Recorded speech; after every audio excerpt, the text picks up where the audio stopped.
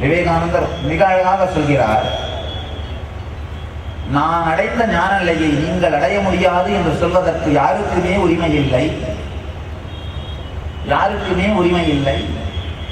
என்னால் அடைய முடிந்தது என்றால் உங்களால் ஏன் முடியாது? ஒவ்வொரு மனிதருக்கும் இது அடிப்படையான உரிமை. ஒவ்வொரு மனிதருக்கும் இது பிறப்புரிமை.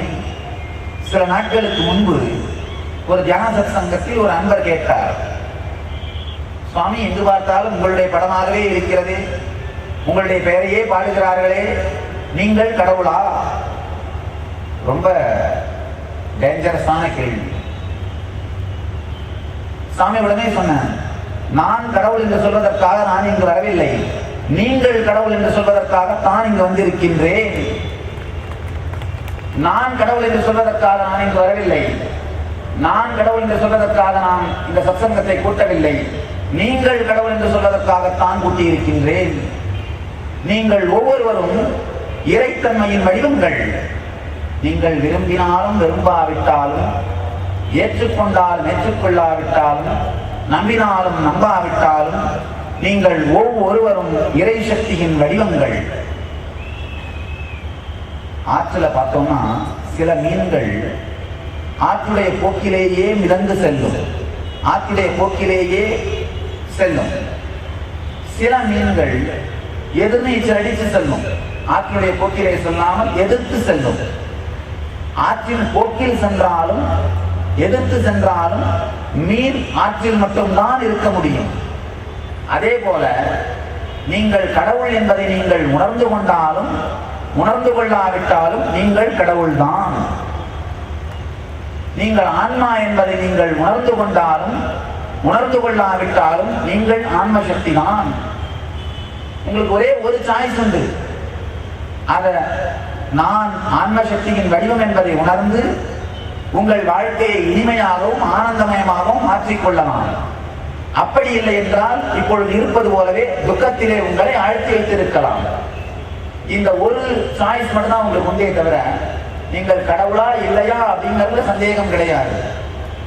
அடிப்படையாக தனக்குள் எப்பொழுதும் இருக்கும் ஆன்ம சக்தியை உணர்ந்தவன் ஞானி, உணராதவன் உஞ்ஞானி.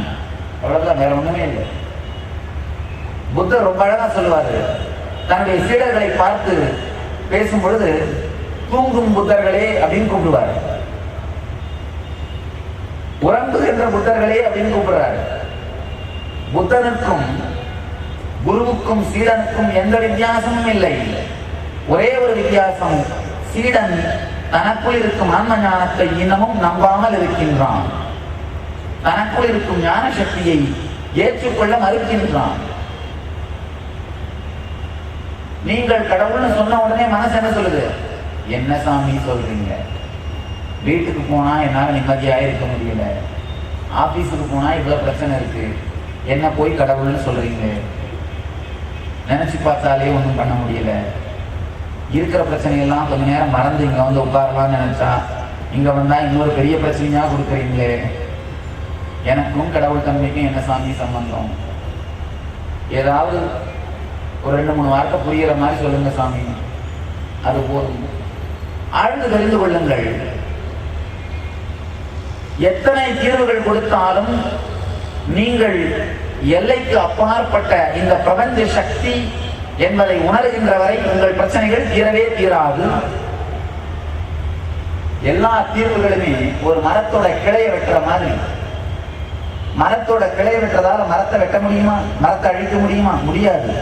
இப்போ ஆர்டிகல்ஸ் பீப்புள் சொல்றாங்க, விவசாயத்துறையில் இருக்கவங்க சொல்றாங்க, மரத்தோட கிளையை வெட்ட வெட்ட மரம் ஓங்கி தளர்ச்சி வளருது அப்படின்னு. அதனால உங்கள் ஒவ்வொருவருக்குள்ளும் இருக்கின்ற வளர்கின்ற பிரச்சனைகளுக்கு தனித்தனியாக தீர்வு கொடுத்தால் முடியாது. ஒரு மரத்தை அழிக்கணும்னா வேறையே அழிச்சாகணும். அதே மாதிரி உங்களுடைய பிரச்சனைகளை தீர்க்கணும்னா அது ஆதி மூலமான உங்கள் அஞ்ஞானத்தையே ஒழித்தாக வேண்டும். நீங்கள் உங்களுக்கு ஒரு எல்லையிட்டுக் கொண்டு உங்கள் உடலையும் மனதையும் பற்றி கொண்டு உங்கள் வாழ்க்கையை சுருக்கிக் கொண்டிருக்கின்ற இந்த அடித்தளமான அஞ்ஞானத்தையே வேறெடுத்தால் மட்டுமல்ல, வேறெடுத்தால் அல்லாமல் உங்களுடைய பிரச்சனைகள் தீராது. ஒரு அடிப்படையாக நாம் புரிந்து கொள்ள வேண்டிய கருத்து, நான் உடல் நான் மனம் என்கின்ற உங்களை பற்றி நீங்கள் வைத்திருக்கும் குறுகிய கருத்து, குறுகிய எண்ண ஓட்டம் இருக்கின்ற வரை உங்களால் தெளிவாக இயங்கவும் தெளிவாக சிந்திக்கவும் இயலாது. உண்மையில் இந்த பிரபஞ்ச சக்திக்கு பின்னால், நம் ஒவ்வொருவருடைய உணர்வுக்கும் பின்னால் இயங்கிக் கொண்டிருக்கும் இந்த கடவுள் என்றோ இறைவன் என்றோ அல்லாஹ் என்றோ ஏதோ ஒரு பெயரால் நாம் அழைக்கின்ற இந்த சக்தி, இந்த சக்தியினுடைய இயக்கத்தை புரிந்து கொள்வது மட்டும்தான் நம்முடைய வாழ்க்கைக்கு அடிப்படையான தீர்வாக இருக்க முடியும். மொத்த ஆன்மீகத்தையும் மூணு வார்த்தையில சொல்லிடலாம். முதல் வாக்கியம், இந்த பிரபஞ்சத்தை இயக்கும் எல்லையில்லாத ஒரு சக்தி இருக்கிறது. இந்த பிரபஞ்சம் இருப்பதே, இந்த பிரபஞ்சத்தை இயக்கும் சக்தியும் ஒன்று உண்டு அப்படிங்கிறதுக்கான தெளிவான நிரூபணம். இவ்வளோ பெரிய பூமியும் சூரியனும் சந்திரனும் கிரகங்களும் ஒன்றை ஒன்று இடித்துக் கொள்ளாமல் இனிமையாக இயங்குகிறது. இந்த 9 கிரகங்களும், 9 அல்ல 10, 2 மாதத்திற்கு முன்புதான் நாசா அவர்களுடைய விண்வெளி ஆராய்ச்சியில் 10வது கிரகத்தை கண்டுபிடித்து வெளியிட்டிருக்கிறார்கள். நம்முடைய சூரிய குடும்பத்திற்குள்ளேயே 10வது கிரகம் ஒன்று இருப்பதாகவும் 3 சூரியன்கள் இருப்பதாகவும் அவர்கள் ஆராய்ச்சிகளை வெளியிட்டிருக்கிறார்கள். மிக தெளிவான புகைப்படங்களையும் வெளியிட்டு விட்டார்கள். இத்தனை கிரகங்களும் இந்த பிரபஞ்சத்திற்குள் இனிமையாக இயங்கிக் கொண்டிருக்கிறது என்றால் நம்மையும் தாண்டிய ஏதோ ஒரு சக்தி இருக்கின்றது, நம்மையும் தாண்டிய ஏதோ ஒரு சக்தி உண்டு. ஒரு சின்ன கதை, நம்மையும் தாண்டிய ஒரு சக்தி உண்டுன்னு விளக்குறதுக்காக. மேலை நாட்டு விஞ்ஞானிகள், நம்ம விஞ்ஞானத்தினுடைய உச்சிக்கு போன சில விஞ்ஞானிகள் எல்லாரும் ஒரு கூட்டம் போட்டு, அப்பா கடவுள்னு சொல்ற நீங்க கடவுள்னு சொல்றவர் என்னென்ன செய்யறாரோ அது எல்லாத்தையும் நாங்களும் செய்யறோம், இதுக்கு மேல கடவுளோட தேவையில்லை, அவர் ரிட்டையர்மெண்ட் கொடுத்துடலாம், நாங்களே எல்லாத்தையும் பண்றோம், அவர் இருக்காங்க அப்படின்னு ஒரு மீட்டிங் போட்டாரு. போட்டு கடவுளையும் கூப்பிட்டார்கள். கடவுளும் வந்தார். இவங்க சொன்னாங்க, நீங்க என்ன வேணா செய்யுங்க, நாங்க அதை அப்படியே செஞ்சு காமிக்கிறோம். அவர் ஒரு மனிதனை உருவாக்கினார். இவங்க உடனே டெஸ்ட் பேபி கிரியேட் பண்ணாங்க. அவர் உடனே 100 மனிதர்களை உருவாக்கினார். இவங்க உடனே குளோனிங் பண்ணி 100 மனிதர்களை உருவாக்கினார்கள். அவர் உடனே ஒரு சின்ன தூசி, தரையில் இருந்த ஒரு தூசியை எடுத்து மனிதனாக்கினார். இந்த விஞ்ஞானிகள் என்ன பண்ணாங்க, தரையில் இருந்த தூசி எடுக்க போனார்கள். அப்ப இறைவன் சொன்னார், நிறுத்து, உன்னுடைய சொந்தமான தூசி எடுத்து பண்ணு, என்னுடைய தூசி எடுத்து பண்ணாத, உன்னுடைய சொந்தமான தூசியை எடுத்து வந்து மனிதனை உருவாக்கு, என்னுடைய தூசியை வைத்து செய்யாதே. என்னதான் நாம் விஞ்ஞானத்தில் முன்னேறினாலும், என்னதான் நம்முடைய தர்க்க அறிவு முன்னேறினாலும், நமக்கெல்லாம் அப்பாற்பட்ட இறை சக்தி என்ற ஒன்று உண்டு. இது முதல் நாம் புரிந்து கொள்ள வேண்டியது. அடுத்தது, அந்த இறை சக்தியோடு நாம் தொடர்பு கொள்ளவும், நம்மை இணைத்துக் கொள்ளவும், நம் வாழ்க்கையை அதோடு சமர்ப்பிக்கவும் முடியும். அதை செய்தவர்களைத்தான் ஞானிகள் என்று சொல்கின்றோம். அதை செய்த தன்னுடைய வாழ்க்கையில் அனுபவமாக உணர்ந்தவர்களைத்தான் மகான்கள் என்று சொல்கின்றோம். அவர்களைத்தான் அவதார புருஷர்கள் என்று சொல்கின்றோம். இது 2வது. 3வது, அதை செய்யும் வழி ஞானம். முதல் அடிப்படை கருத்து, நம்மையெல்லாம் தாண்டிய பிரபஞ்ச சக்தி ஒன்று உண்டு. 2வது, அதை நம்முடைய வாழ்க்கையில் நடைமுறையில் அனுபவிக்கவும் உணரவும் முடியும். 3வது, அதை செய்ய வைக்கும் தொழில்நுட்பம், டெக்னாலஜி, தியானம். இந்த 3 வார்த்தைகளுக்குள் மொத்த ஆன்மீகத்தையும் அடக்கிவிடலாம். ஒவ்வொரு மதமும் ஒவ்வொரு ஆன்மீக குழுக்களும் தியானத்தை ஒவ்வொரு விதமாக விளக்குகின்றன. ஆனால் இந்த 3 வார்த்தைகளுக்குள், இந்த 3 அடிப்படைக்குள் ஆன்மீகத்தின் மொத்த சாரத்தையும் நாம் அடக்கிவிடலாம். இந்த மூன்றாவது கருத்தாகிய நம்மாலும் பிரபஞ்ச சக்தியின் அற்புதங்களை உணர முடியும், அதை உணர்கின்ற டெக்னாலஜி சாஸ்திரம்தான் தியானம் என்பது புரியாததனால்தான் யோகிகளும் ரிஷிகளும் ஞானிகளும் செய்கின்ற செயல்களை நாம் அற்புதங்கள் என்று கூறுகின்றோம். அதனுடைய சாஸ்திரமும் அதனுடைய சூத்திரமும் தெரியுமானால் நம் எல்லோருக்குள்ளுமே அது அனுபூதியாக மாறிவிடும். ஒரு இளைஞர் ஒருத்தர் கல்லூரியிலே நாம் பேசிக் கொண்டிருந்த பொழுது ஒரு கேள்வி கேட்க மேடைக்கு வந்தார். நான் என்ன வேண்டுமானாலும் கேளுங்கள், முடிந்தால் பதில் சொல்கிறேன் என்றேன். அவருடனே, சுவாமி நீங்கள் கடவுளை கண்டிருக்கிறீர்களா? நிறைய இந்த விவேகானந்த ராமகிருஷ்ணனுடைய புத்தகத்தை படித்தவர் போல. நான் கேட்டேன், அப்பா விவேகானந்தருடைய புத்தகத்தை படித்திருக்கிறாயா?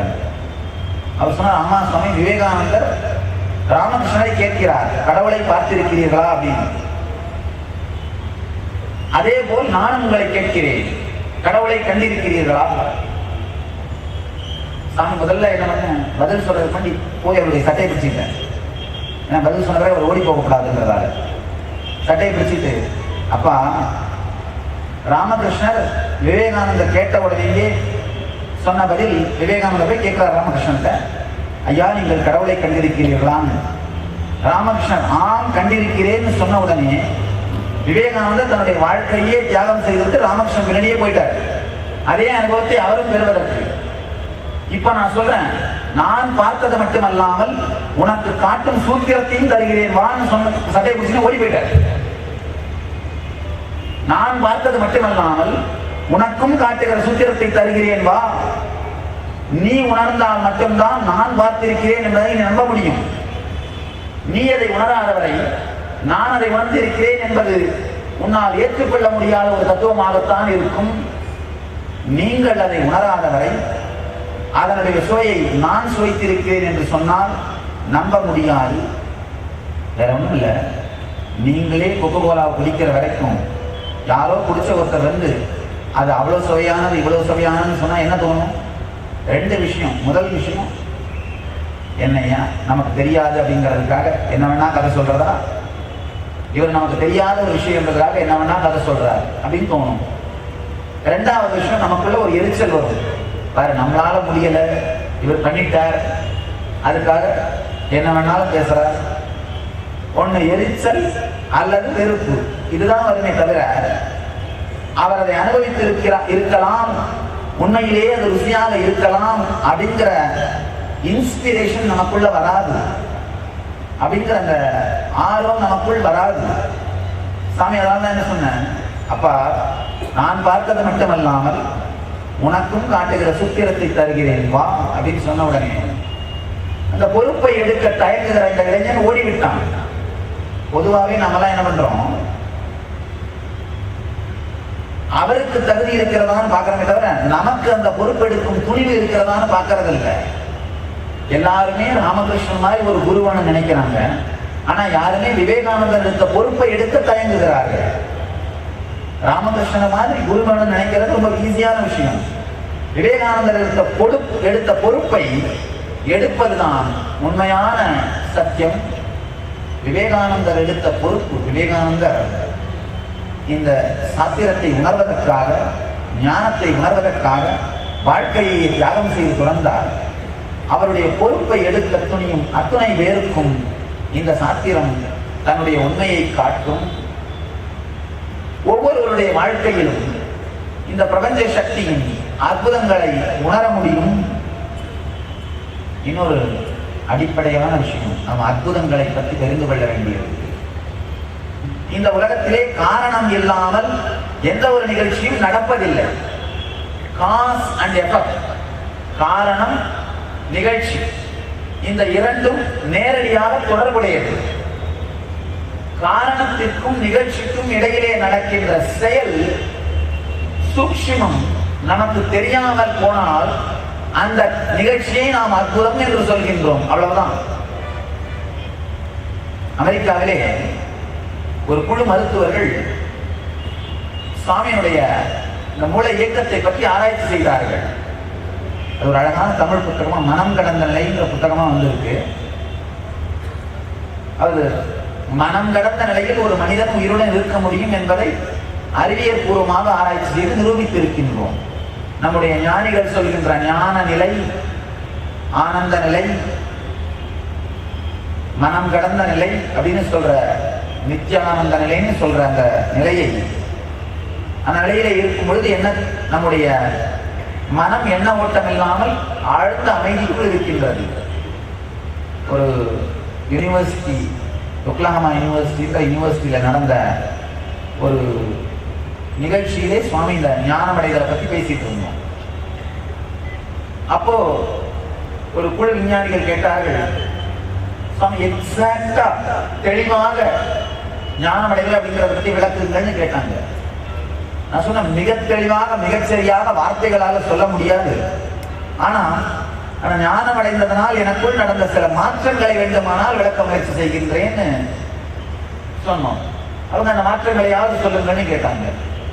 அடிப்படையாக ஒரு 3 மாற்றங்கள் நடந்தது. எண்ண ஓட்டம் இல்லாத ஒரு ஆழ்ந்த அமைதி இருக்க துவங்கியது. இரண்டாவதாக ஒரு இனிமையான மனநிலை, ஆனந்தமான மனநிலை எப்போதும் இருக்க துவங்கியது. பொதுவா நாமெல்லாம் பார்த்தோம்னா தொடர்ந்து ஒரு எரிச்சலான மனநிலையிலேயே இருந்துட்டு இருக்கோம். நீங்களே உங்க வாழ்க்கையில பார்க்கலாம்.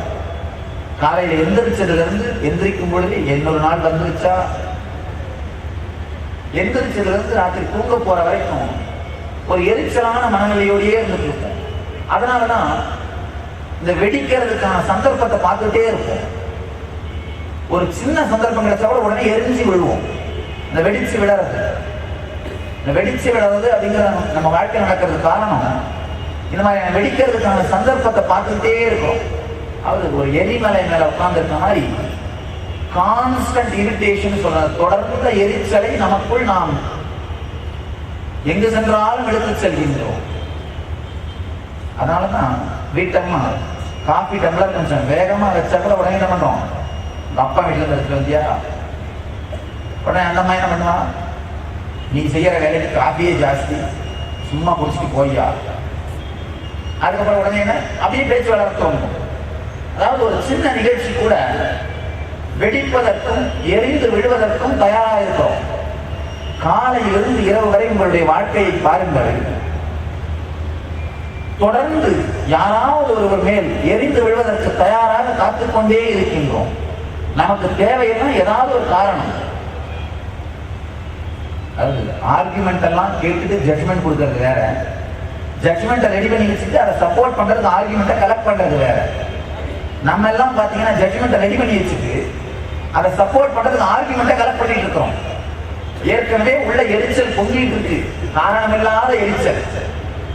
அந்த எரிச்சலுக்கு அதை வெளியில கொட்டுறதுக்கு ஏதாவது ஒரு காரணம் வேணும். எந்த காரணம்னாலும் பரவாயில்ல. ஒரு டம்ளரை வேகமா வைக்கிற சத்தமா இருந்தா போதும், இல்ல குழந்தை சத்தம் போட்டுச்சுன்னா போதும். சத்தம் போடாத சும்மா இருந்து சொல்றவங்களுடைய சத்தம் தான் மற்றவங்களோட அதிகமா இருக்கும். சத்தம் போடாம சும்மா இருக்க மாட்டீங்கன்னு சத்தம் போடுறவங்களுடைய சத்தம் தான் மற்றவர்களுடைய சத்தத்தை அதிகமா இருக்கும். இந்த தொடர்ந்த எரிச்சலை நாம் எப்போதும் சுமந்து கொண்டிருக்கிறோம். அது மறைந்து ஒரு தொடர்ந்த இனிமையான மனநிலை உருவாக துவங்கியது. மூன்றாவதாக இந்த உடல் உணர்வு கடந்த ஒரு ஆனந்த நிலை உண்டாக துவங்கியது. இந்த மூணையும் அந்த மருத்துவர்கள் கேட்ட உடனே, உயிருள்ள ஒரு மனிதன் எண்ண ஓட்டம் இல்லாமல் இருப்பது கடினம் அப்படின்னு சொன்னார்கள். அவங்க சொன்னாங்க, இன்னொரு கருத்தும் சொன்ன சாமி அவங்களுக்கு, ஞானம் அடைந்த பிறகு இந்த கனவும் அப்படிங்கிற அந்த நிலையே இல்லாத ஒரு இனிமையான உறக்கம் இருக்கிறது அப்படின்னு சொன்னோம். அவங்க சொன்னாங்க, சாமி 14 நாளைக்கு மேல ஒரு மனிதனுக்கு கனவு வராமல் இருந்தால் அவனுக்கு பைத்தியம் பிடித்துவிடும். இதுதான் மனவியல் ரீதியான உண்மை. ஒருவேளை உங்களுக்கு கனவு வரலாம், நீங்க மறந்துடுவீங்களா இருக்கும் அப்படின்னு சொன்னார்கள். நான் சொன்னேன், அது எனக்கு தெரியாது. இது வரைக்கும் என்னுடைய நினைவு தெரிந்து ஞானம் அடைந்த பிறகு கனவு இல்லை. கனவு இல்லாத ஒரு ஆழ்ந்த அமைதி நிலை இருக்கின்றது. ரெண்டாவது விஷயம், அட்லீஸ்ட் நான் பைத்தியம் இல்லைன்ற அளவுக்கு தெளிவா இருக்கிறேன். இந்த ரெண்டுமே தெளிவா இருக்கு. உங்களுடைய ஆராய்ச்சிகள், உங்களுடைய மனதத்துவம் பற்றி எனக்கு தெரியாது. இதுதான் என்னுடைய அனுபவம்னு சொன்னோம். அப்ப உடனே அவர்கள் சொன்னார்கள், சுவாமி உங்களுடைய மூளையின் இயக்கத்தை ஆராய்ச்சி செய்ய நீங்கள் அனுமதிப்பீர்களான்னு கேட்டாங்க. நல்லா செய்யுங்கள், முழுமையான விருப்பத்தோடு அனுமதிக்கிறேன். தொடர்ந்து 5 நாட்கள் QEEG பெட் ஸ்கேன் என்று சொல்லக்கூடிய மூளையினுடைய ஆழமான ஓட்டங்களை, மூளையினுடைய ஒரு சிறு அசைவை கூட படம் பிடிக்கக்கூடிய உயர் தொழில்நுட்பத்தின் மூலமாக 5 நாட்கள் அவர்கள் ஆராய்ச்சி செய்தார்கள். தியான நிலையில் இருக்கும் பொழுதும் சாதாரண நிலையில் தொடர்ந்து ஆராய்ச்சி செய்து நான் சொன்ன இந்த 3 கருத்துமே மிக தெளிவாக மூளையினால் அவர்களுடைய ஆராய்ச்சியின் மூலமாக நிரூபிக்கப்பட்டிருப்பதை அவர்கள் தெளிவாக கண்டறிந்தார்கள்.